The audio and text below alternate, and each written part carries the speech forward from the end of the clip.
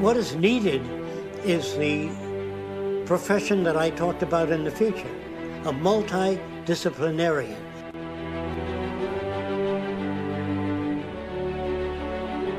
That is, people trained in many aspects of culture to know how they interrelate and merge.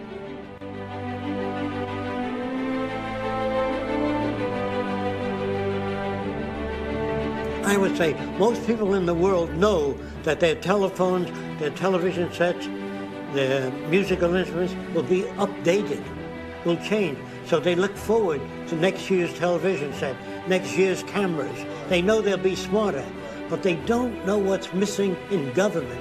They don't know what's missing in their own value system and their own behavior. Neither do scientists.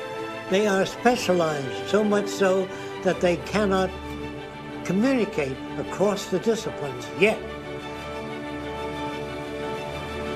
The same system that scientists use to ascertain what will work or what won't work has to be used in the management of human affairs, not politics.